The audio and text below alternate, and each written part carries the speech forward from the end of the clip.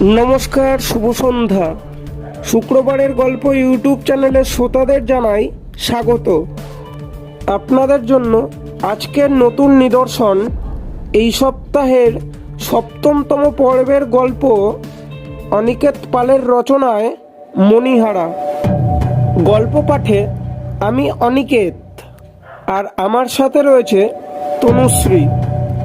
আপনারা যারা আমার চ্যানেলটিকে এখনও কেউ সাবস্ক্রাইব করেননি তারা এখনই সাবস্ক্রাইব করে দিন, আর পাশে থাকা বেল আইকনটিকে ক্লিক করে রাখুন যাতে আমি গল্প ছাড়া মাত্রই সবার আগে আপডেটটি আপনার কাছে পৌঁছে যায়।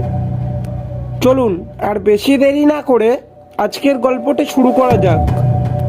শুরু হচ্ছে আজকের গল্প মণিহারা।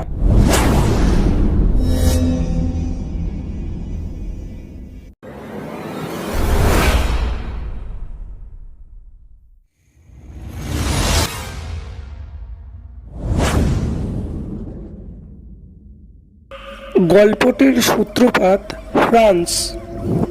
সে আজকে বহুদিন পর চিঠিতে আমাকে জানায় তাকে একটা ভূতের গল্প লিখে পাঠাতে। তার চিঠিতে লেখা ছিল, কমল, আজ অনেকদিন যাবৎ হলো আমার মনটা ভালো নেই। তুই একটা ভূতের গল্প লিখে পাঠাস তো। এটা পড়া শেষ হতেই এরকম একটা ভৌতিক গল্পের প্লট মাথায় চলে এলো। তাই আর বেশি দেরি না করে ঝটফট লিখতে বসে গেলাম। চাকরকে বললাম এক কাপ চা দিয়ে যেতে। বাইরের আবহাওয়াটাও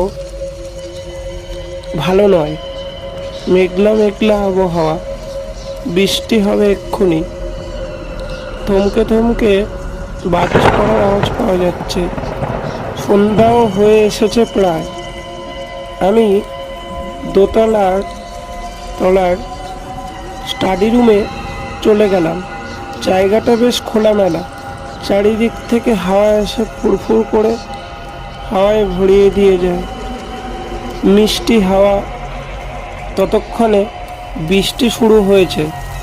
টেবিলের আশপাশ দিয়ে হালকা হালকা বৃষ্টির ছাপ এসে পড়ছে। আমি ভাবতে ভাবতে লিখতে শুরু করলাম। ওহো, তার আগে আমার পরিচয়টা একটু দিয়ে দেওয়া ভালো। আমি কমল ব্যানার্জি, তেঁতুলতলা গ্রামে একটি প্রাইমারি স্কুলে শিক্ষকতা করি। এই শিক্ষকতা করতে করতেই এই গ্রামেই কেটে যায় প্রায় 25টা বছর। এর থেকে বেশি আর কিছু বলা চলে না। ওহো, তার সাথেই একাত্তু লেখালেখি করি। ভৌতিক বিষয়ের ওপরে লেখালেখিতে একটু নামও করেছি। সেই সূত্রেই বান্ধবীর আমার কাছে এই চিঠি আসা। এবার বান্ধবীর পরিচয়টুকুনিও একটু দিয়ে দিই। বান্ধবীর নাম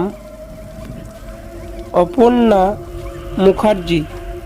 সে মাস্টার্স কমপ্লিট করার পর ফ্রান্সে চলে যায় চাকরির সুবিধার্থে, আর আমি রয়ে যাই এই গ্রামেই।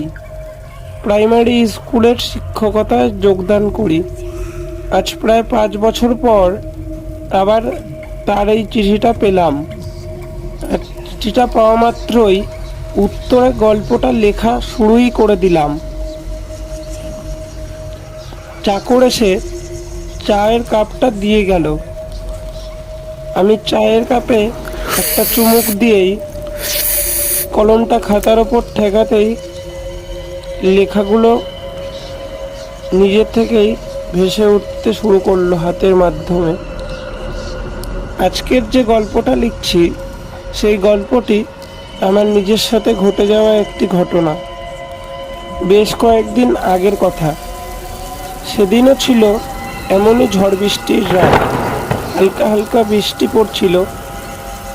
একই গ্রামের রাস্তা, তাতে পিছল হয়ে রয়েছে। একটু বেখেয়াল হলেই পড়ে যাওয়ার নিশ্চয়তা রয়েছে প্রবল। তা সেদিন ছিল মঙ্গলবার। স্কুল ছুটির পর একটু পোস্ট অফিসে যেতে হয়েছিল কাজের সুবিধার্থের জন্যে। আসল কথা, কয়েকটা টাকা তোলারও খুব প্রয়োজন ছিল। একই মাসের শেষ, তাতে টানাটানির সময়। কয়েকটা টাকা তুলতে গিয়েই একটু সন্ধে হয়ে গেল।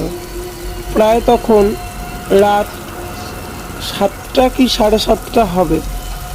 আমি পোস্ট অফিস থেকে ফিরছি।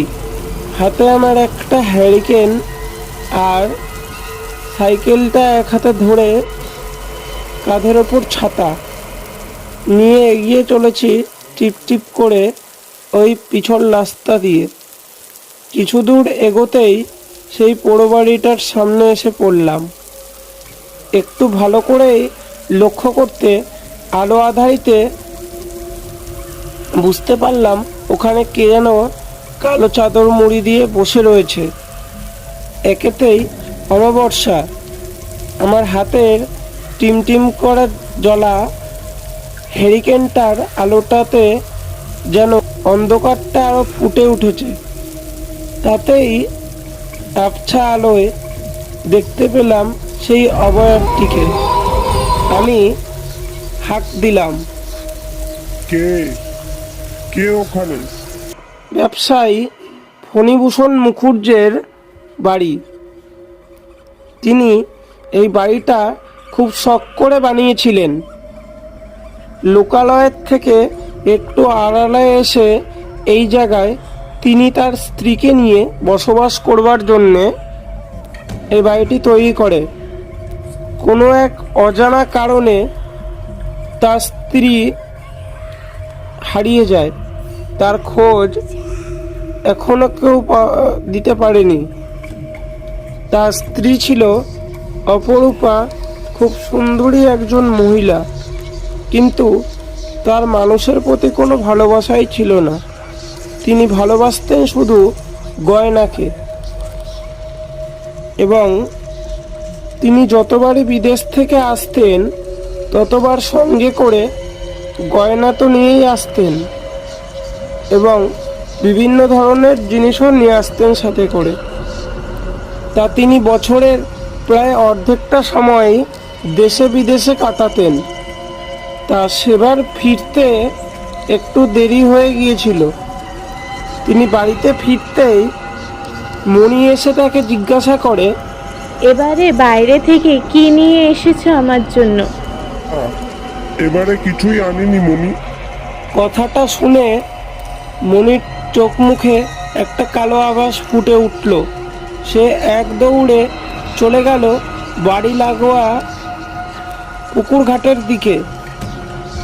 ওহো, মনি হলো ফণীভূষণ মুখুজ্জের সেই অপরূপা একমাত্র স্ত্রী। ফণীভূষণ তাকে ভালোবেসে মণি বলে ডাকত। মণির ভালো নাম মণিমালিকা।